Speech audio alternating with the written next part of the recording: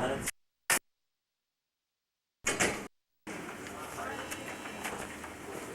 looked at this morning when I started dressing, and I thought, oh my gosh, 10 to 12. This ought to be a good one. Personality concentration. Yes. I want you to concentrate over there. My concentration. I want you to concentrate over It's your there. personality I can't do anything. Yeah. My personality. Oh. Oh, she got a good personality. Does she? Yeah. Today's is really different. I mean, I'll give you some information. Good. It'd be kind of fun. Front row bus. He said that he was going to talk to medical people. They don't cross the line anymore.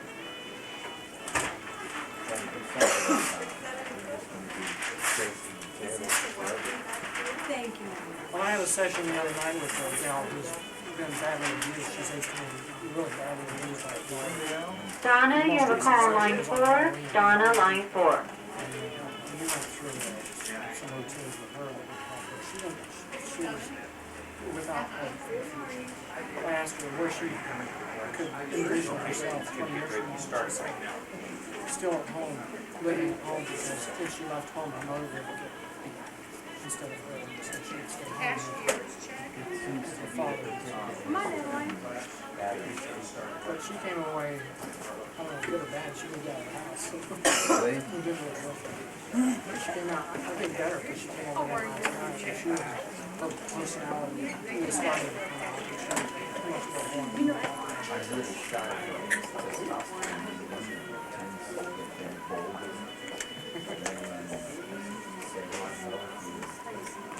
Hi, Gwen, how are you? Good.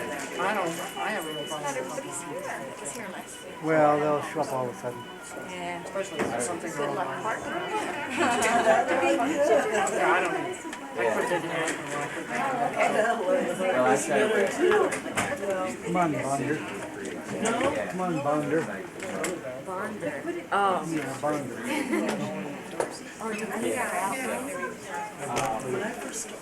I told him to do call. Well, oh, what? You want to sit next to her? You guys aren't close enough in there? We'll let you be. Huh? We'll let you be. Oh, that's good. You're good. I can give you an idea. Everybody is showing up a little bit at a time. Clean catch-ups and everything that he's wanted to do.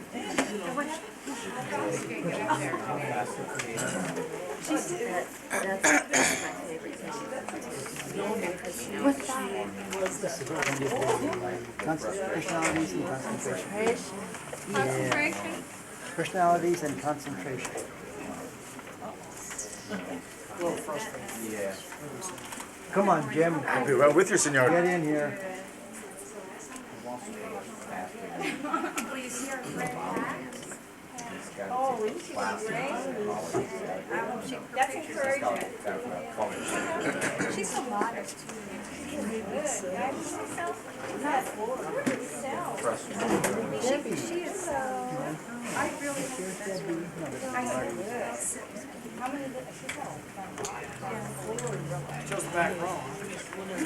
Well, we fill the back row so that the late ones have to sit in front. It's kind of like church. See, the late ones have to sit in front. What does that mean? I do. All the sinners are in the back. Oh, I'll tell you something. I took a sociology class when I was in school, and he had graded his classes. He had assigned seating. This is college, so it's kind of weird to have assigned seating, but he did that so that he could test the classes. And the A students always sat right in the middle, and then they kind of fanned out to the back. The A students never sat in the corners in the front. But you have to remember, the makeup of the class was the seating was tiered and the doors were on the sides and the front. And so those who sat nearest the doors were never his A students. Those were usually the ones that probably because they wanted to get out early. I don't know. Perfectly positioned. Quick exit. Marty, you have a call on line 4. And you may want to take notes today, but I got some paper for you if you need a pen or a pencil. No, Because stop there are some bugging things me. you're going to want to do. I'm never ready for class. I know, isn't that great? Yeah. Sit by Don, the F student. Oh, you know what, Raul? I forgot to put. Well, I have to sit right here. Yeah, because we don't want you flunking out. Oh, really? The only reason I don't sit here is because I always can't think of the person. Okay, well then I won't pick on you all the time, just some. Oh, I'll get mine in. What's your name? Excuse me, is that your car or was that your daughter? Oh, that's mine. I don't mind. It's my husband, that's fine. It's one of those. I had a hard time. You know what? I'm gonna give you Look at this all the way to probably work it better deal with this without some cash. well, the minute she moved. I'm gonna give you her car. And she's really good. She goes over Shows you why we're taking it back. I like it. I'll give you I was her. trying not to like it. I wanted a different car, you know. But You would love I saw that. it. You'd love it. Boy. Take you for a ride. So I'm gonna take off my jacket. Does anybody mind if I take off my jacket? Does anybody offended by Are you going to tell us where the stains are this morning? Yes, I am. A new shirt, no, it's not a new shirt. I do have a couple of stains. Do you have any stains today? Yeah, but I left, you know what I was looking for? I was really looking for, we went to the swamp meet Saturday, and I found some neat things, I enjoy the swamp meet. But I was really looking for a picture of a poodle, so I couldn't get it. But I couldn't find one. So if I can find one next week, I'll do it. Oh, behind you. Oh, behind you guys. Thank you. No. You got a list of them. With a mohawk. Well, the first question I want to start out with is, of those who were here last time, how many of you practiced matching and marrying over the last week? Okay, do you have any experiences you want to relate? Well, I showed property all weekend, and I was real, I felt real uncomfortable before meeting these people, only because the husband had called me and described the wife's personality to me. And I thought, oh man. Oh, no, I don't want to meet her. Well, I mean, some of the things that he said about her were that, that she was CPA. Okay, so I figured analytical type Anybody of here a person. CPA? And that she was very businesslike. She just, bottom line type of person. And that she was a little frustrated because deep inside she probably wanted to be a man.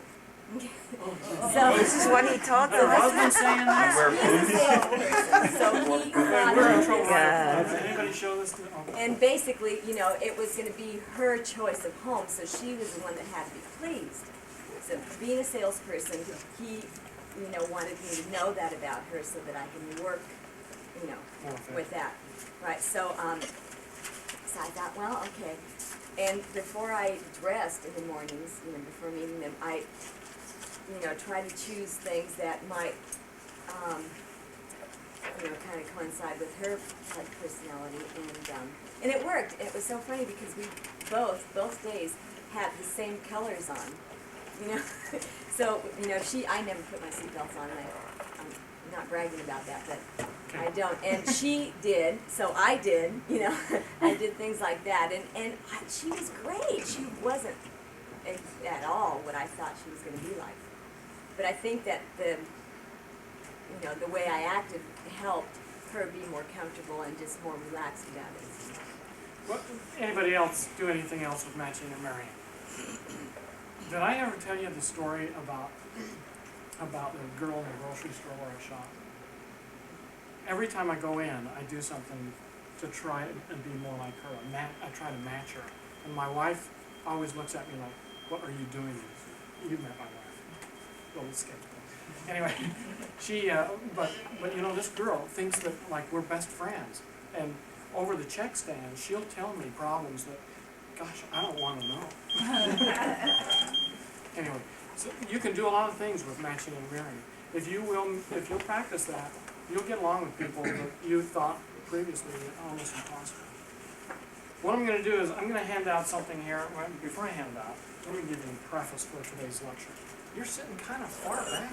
No, I'm, What, did I drool on you last time? no. Don, can I sit next to you? You betcha. Okay, that's good. Anytime. what we're going to talk about today is the first portion is personalities and the second portion is concentration. We're going to enhance your part of concentration. But the personality part we're going to start out with is really the longest. I'm going to have you take notes on this because this is already formatted for you. But let me give you a basis for this personality difference. Remember when you were in college or maybe high school, you took a psychology class and you talked about, or maybe you just heard it from your friends, you talked about people who are introverts and extroverts and ambiverts. Everybody know those terms? Anybody who does not know those terms? What's an ambivert? That's the person in the middle. Oh. That's like ambidextrous, you know, when you can write with both hands and eat with both hands, and then you get twice as full. Anyway, that's an ambivert. But you know, we've kind of divided people into personality types for a long time now. And that one, and then there's another test, and then there's another test. I've probably taken 50 personality tests. And when I found this one, I thought, gosh, this is the answer to all realtors' questions about the clients. Have you ever had a client come up to you and you're saying, well, what kind of house do you want? And they go, I don't know. And so you start asking the questions, you know, the ones that you know you need to ask, like how many bedrooms and how many bathrooms and the garage, and how many, you pre-qualify them on the financing and all the other things. And you get through and you still don't know what kind of house they want. So you've got this whole listing, this computer full of listings, and you go, now where do I begin? Okay, we narrow it down to price, right? Do y'all do that? Well, what we're going to do now is we're going to divide people out there that come in through that front door. We're going to divide them into personalities so that you can say almost within like 5 minutes of meeting them, you're going to be able to say, this house will do for them or this house will not. Now, what it's all based on and predicated on is the fact that you have seen the inventory. How many of you go out on Caravan and see the inventory? Okay.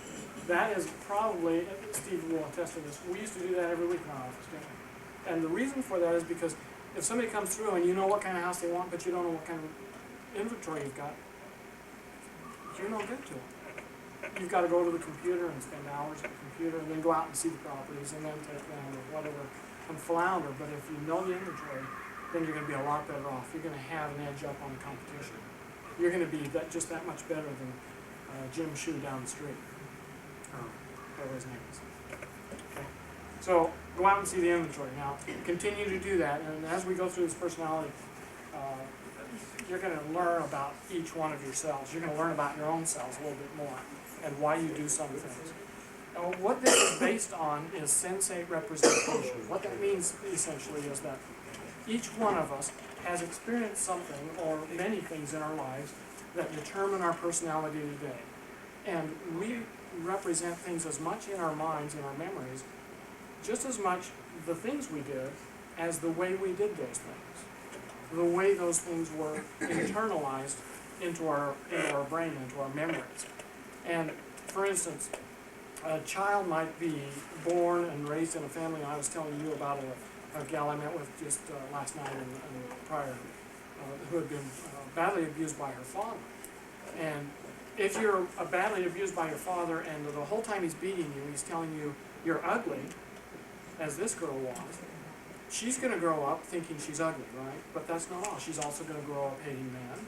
She's also going to grow up not using her eyes as much. And the reason for that is because she will look in a mirror and she may be the most beautiful woman in the world, but she'll say to herself, I'm ugly.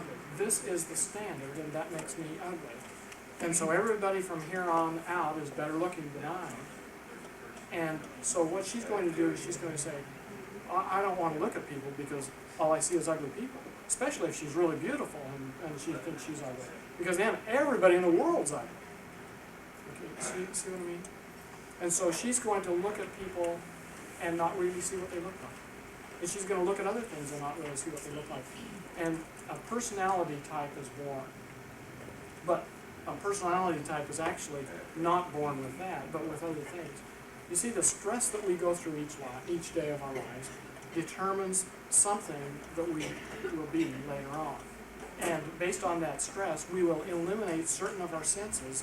Now, many of us have memories, for instance, of eating chocolate cake when we were little. How many of you have can you remember what chocolate cake tastes like? Anybody got one here? I love chocolate cake. You know what I really like? Never mind. Anyway, I like it raw, before it's cooked. I like to have a couple of spoons. In fact, Steve may remember when I was 190 pounds, I was eating a raw cake a couple of times a week. Yeah, I was. And then I became a certified hypnotherapist and went down to 140. Anyway, simply because I wanted people to say, well, look, if he tells me I can lose weight, then he ought to be able to lose weight. And so I lost all that weight. Now I feel better. Anyway, back to the subject. Personalities are formed then by the stress that we go through, and the sense that we stress most, or that we have the most stress in, is the one that we're going to use the least later on.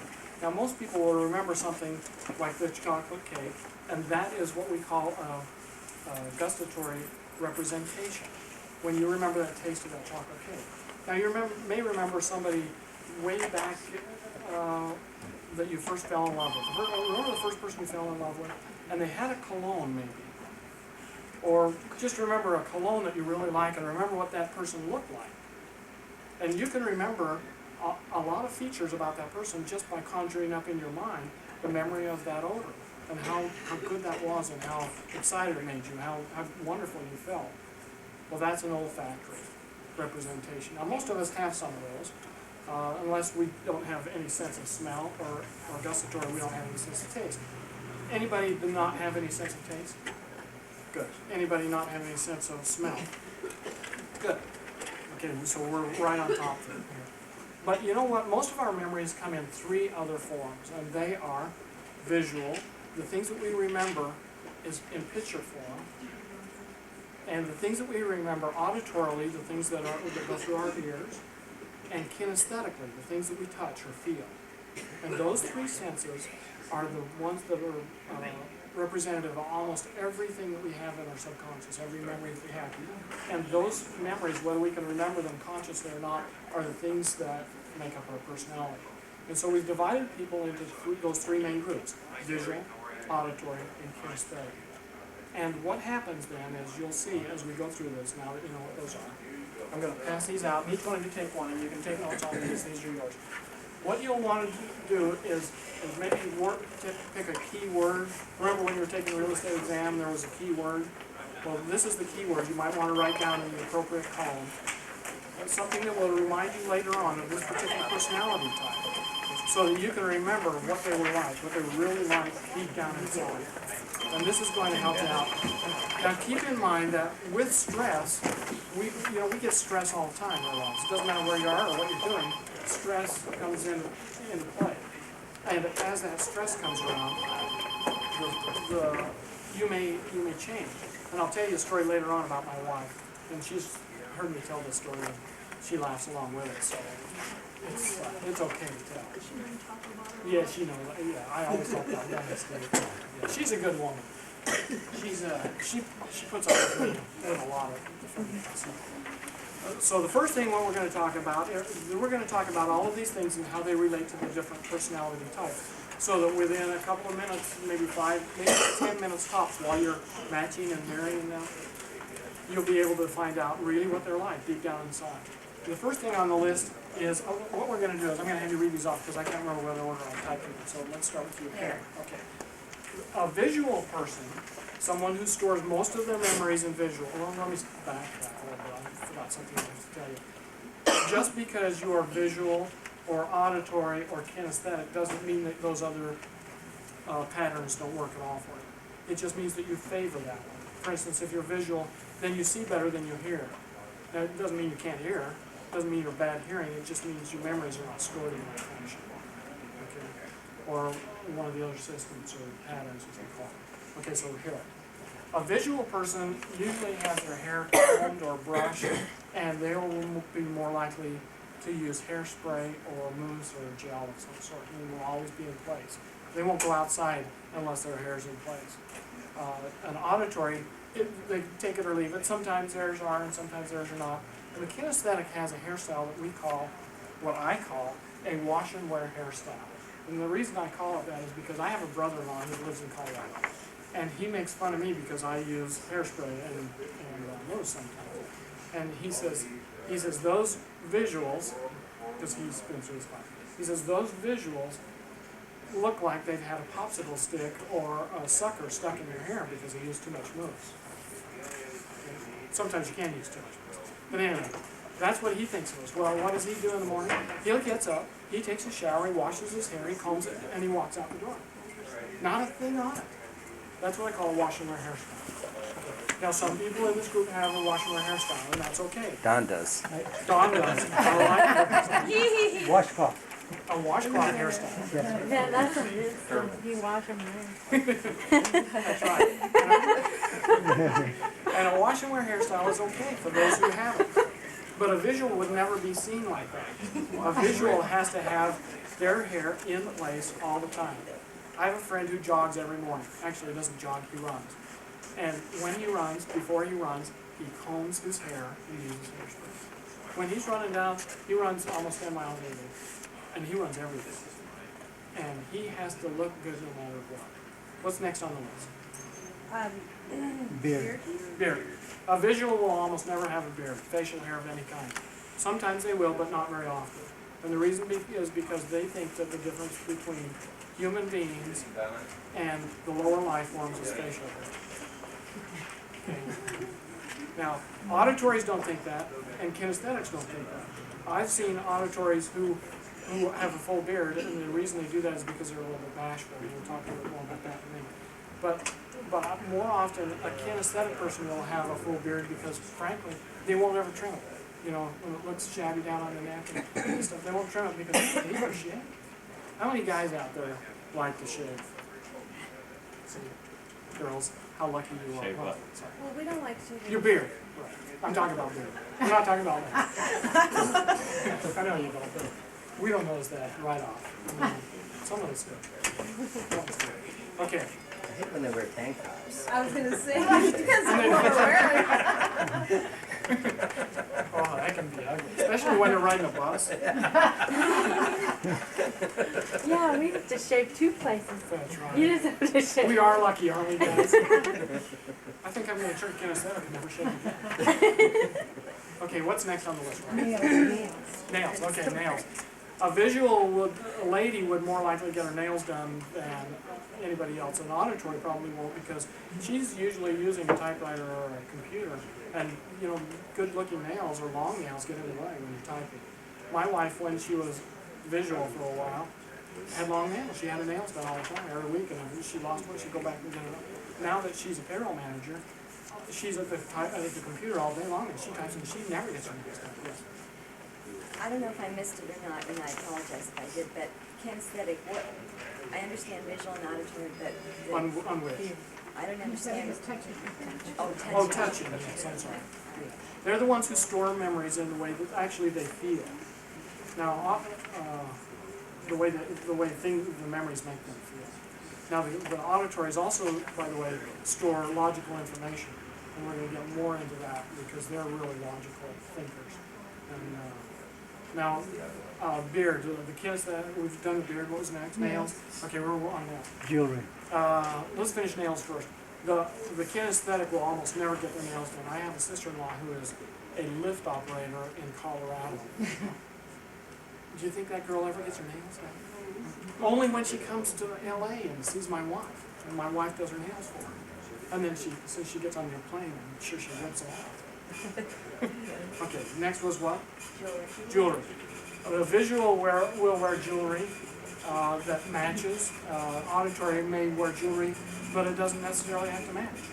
And a kinesthetic might wear jewelry, but probably won't, unless it's, every once in a while you'll see a kinesthetic woman that has like 5 rings or 6 or 7 rings on one hand. Well, sometimes they're kinesthetic and sometimes they're visual. If you notice that they all match, if they're all gold or they're all silver, then they're probably visual. But if they don't match, one's silver, one's gold, one's brass, one's who knows what, it's probably kinesthetic. One's a big spoon, one's a fork, you know, maybe into a ring. You've seen those. Then it's probably kinesthetic, and it just makes you feel good. And guys are the same way, but they just don't wear as much jewelry as girls. Okay, next on the list. Close. Visual, this guy that runs, I gotta tell you about this guy. This guy that runs every day, when he runs and combs his hair, he puts on his jogging shorts and his shirt and his shoes, and if there's a spot on him, he goes back to the drawer and gets another one. Because he's gonna look good all the time, no matter what he does. He even has these cute little goggles that he wears when he runs. And I see him once in a while, like, oh, Chad, you're so stupid. But, I mean, he is, to some of us, right? I don't wear goggles when I run, and I don't care what I look like when I run, because when I get back, I have to take a shower anyway. Okay, the auditory is kind of like that. The auditory person says, it doesn't matter what my clothes are like. I mean, it does, but it's not really important. And so the auditory's clothes may or may not match. In fact, they don't see the colors, and so what happens sometimes is an auditory will get dressed in the morning, and their tie won't quite match, or their dress won't quite match the blouse they're wearing. It almost does, but a visual will notice that it doesn't. And an auditory will say, they look fine to me. And a kinesthetic will dress as casually as possible. A kinesthetic is a person, on a guy who almost never wears a tie. Are we pointing our fingers here? We already pointed at your hairstyle. So. He's got the hairstyle. He doesn't wear that Okay. What's next on the list? We better run past that. A handshake. Okay, I'm going to shake your hand. That's a good handshake, Stephen. That's a good handshake. That's good. Most salespeople, by the time they've been salespeople for a while, they learn to shake hands. Now, what happens when I do this? A visual will shake hands with one hand and grip you and shake real good. If you haven't been out in public for a long time or a lot, an auditory will give you one of these handshakes. Oh, that's good. Oh, yeah. How many of you have had one of those? Steve does that sometimes. No, I'm teasing. Now that's an auditory. The reason, and you meet them in, like in Walnut where I live, the Asians over there, they haven't been in America for a long time. They don't shake hands. And we're going to talk a little bit more about those Asians that come to America. But you know what? They give you that limp wrist kind of handshake. That's an auditory handshake. A kinesthetic, on the other hand, is one of these. Or one of these. Okay. A kinesthetic sometimes will give you a two-handed handshake. And what's next on the list? Hug? Okay. I like to talk about hugging because there's one guy I used to go to church with would shake my hand, and he'd grab my hand, and then he'd pull me in, and he'd give me this hug, the guy, and I'm going, get back! Right? I mean, hey, come on. I'm not like that, right? I mean, I'll hug any girl, but guys. What kind of guy is that? Were they, like, if you get a handshake where you want to let go by the time, I mean, they're that's going to be a kinesthetic. That's kinesthetic. That's kinesthetic. So how can you can be kinesthetic in like hairstyle and clothes, but you can be visual in something else. visual in something. But the one that you favor most, and the one that by the time you get through this whole list and you favor it most, that's the one that you will do your buying in. And that's what we're going to talk about towards the end is the pattern that you buy in, the purchase position. Okay. Back to a hug. An auditory is worse than me when it comes to hug. They won't hug anybody, and they don't even like shaking hands. When I first learned this stuff, I had my real estate office in Salt Lake, and I had a secretary. Do you remember Starla? I had the secretary who was incredibly auditory. And so what did I do? As soon as I learned this, I tested it. And I walked in the office, and I tried to hug her, and she wouldn't hug me. I mean, she'd been my secretary for, several months. And she wouldn't hug me. And in fact, she didn't even want to shake my hand. And so I told her, I said, you don't really like shaking hands, do you? She said, no, I hate it. I mean, she had a decent handshake, but she hated doing it. And the reason she hated it is because, frankly, auditories don't really like to touch people that they don't really know well. What's next on the list? Should we go to that? Okay.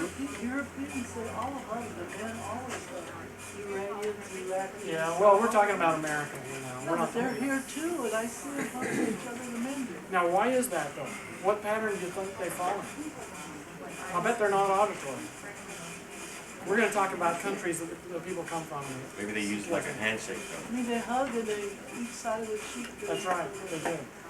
But those are more customs of the land they come from than personality. Yeah, that's What's the visual hug? The visuals hug is, do you mind? Will you hug me for me?